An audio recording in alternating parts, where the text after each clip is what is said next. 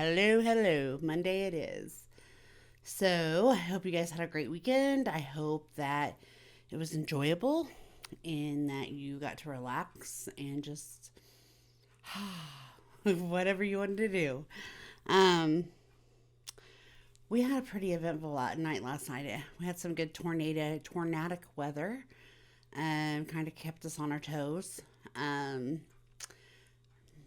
Went through, was gone. No further storms, so that was good. Um, Guys, I'm just having a hard time coming back from vacation. Like, my mind is still there, like, still in Vegas. And I know that it should be fixed by now, but it's not. Like, when does that happen? Like, when do I snap back to reality? That would be nice. But, yeah, I'm just, I got up this morning and we have kids that are on fall break. So I spent all day out with those guys, dealing with some things. And then I'll be out there most of the week. I mean, that's just how it's going to be. William flew off to Chicago today. Big change in events. He changed jobs. He was having a lot of truck issues, and his truck was in the shop for like a whole, I don't know, week and a half.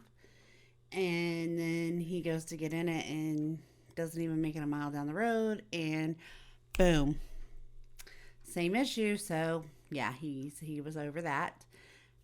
So I got to spend a few more days with him, which is great. I love that. But he did fly off to Chicago today. He gets there and then finds out that he's not going to be working today because it's a holiday. Still don't understand why they flew him in on a holiday if they knew that they weren't going to be working, but whatever. Not my issue. Not my company.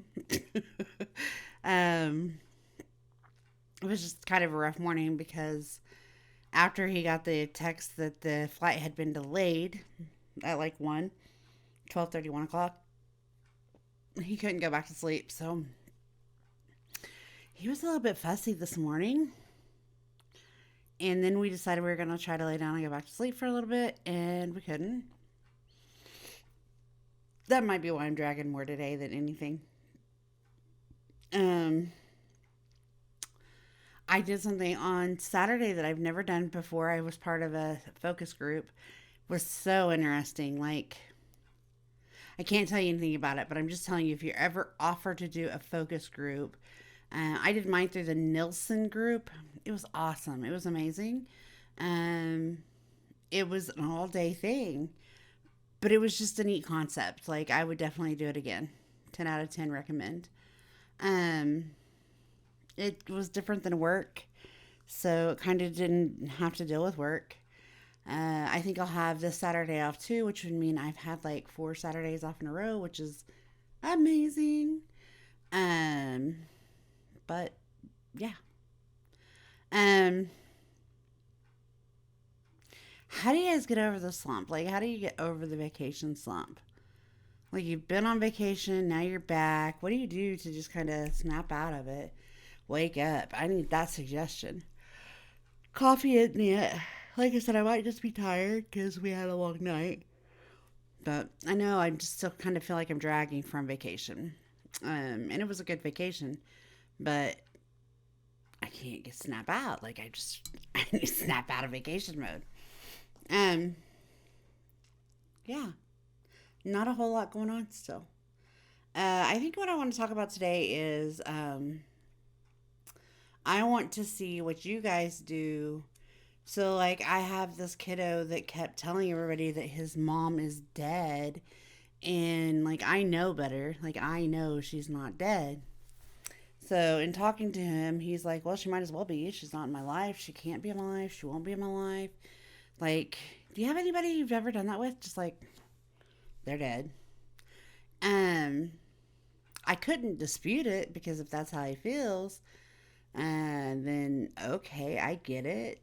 Uh, but I've never personally experienced that, I don't think. You know what I mean? Especially a parent.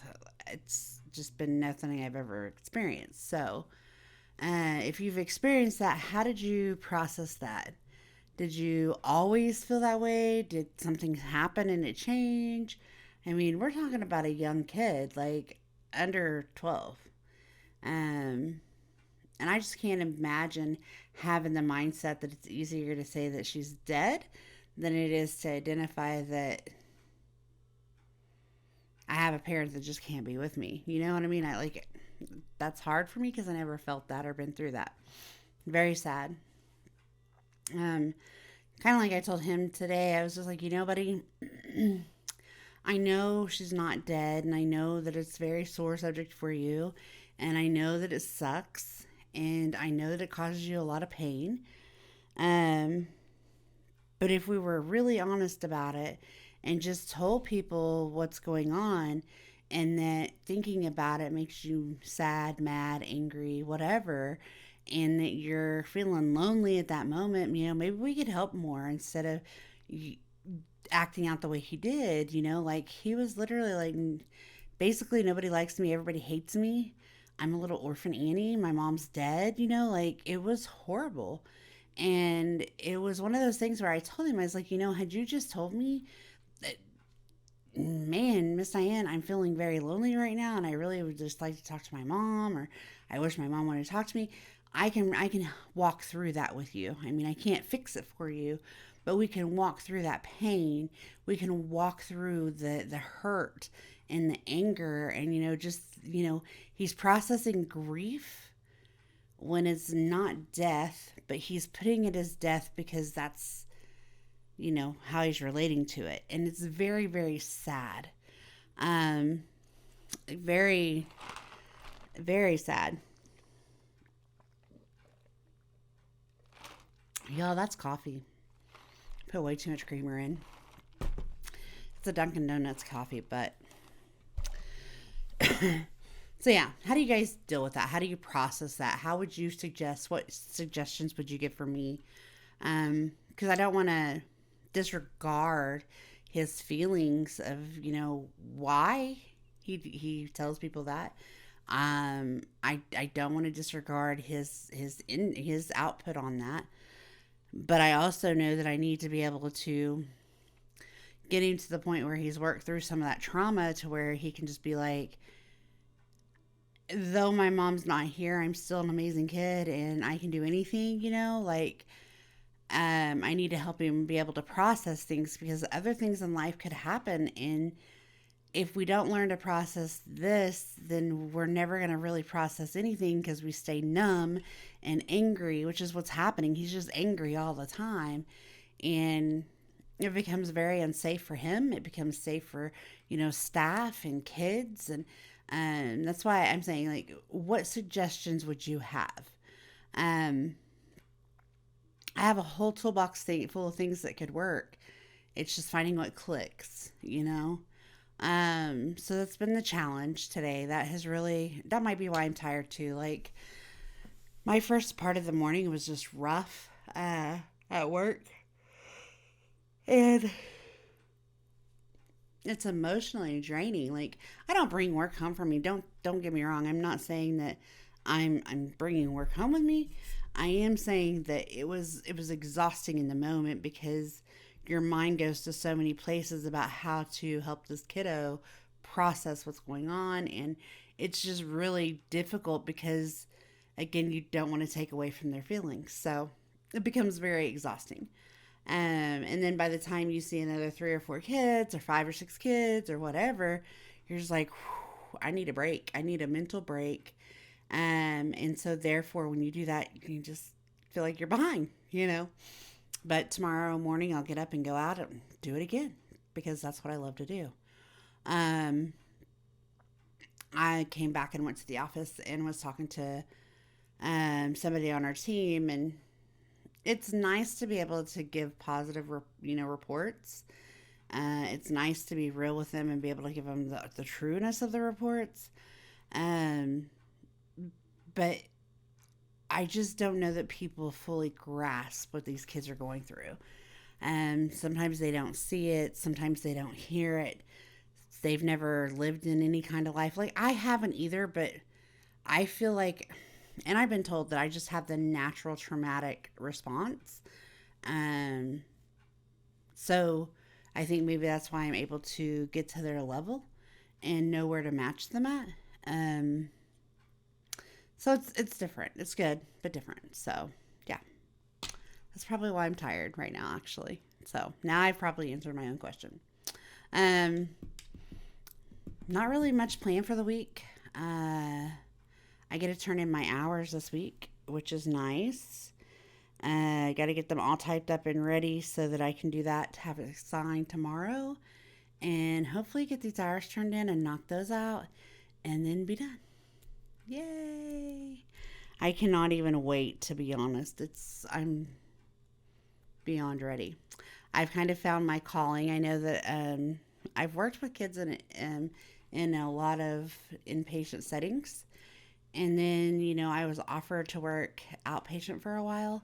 And outpatient is so beautiful. Like, I don't know if it's because it's less chaos every day. I don't know if it's because it's hard for me to accept that kids don't get to go out and be kids sometimes. It's just also, it's kind of like a breath of fresh air. I work with some kids at the office, and I also work with some adults, and it's just a whole different dynamic. So I know where I'm going to be ending up. I know that I'm ready for that, and I'm going to go from there. That's about all I can do. Other than that, I really don't have anything tonight. I'm just kind of here. I'm probably not even going to do any kind of editing. I'm just going to put this up and say thank you guys for being here. Sorry I've been kind of MIA. Thank you for understanding. But remember to come back, because I will be posting just as we did every day besides Saturday and Sunday. That way you guys can get more of me. So thank you guys again. Remember to like, share, and subscribe. Hit the bell for notifications. And I'll talk to you later. Bye, guys. Don't you see I'm shining? When I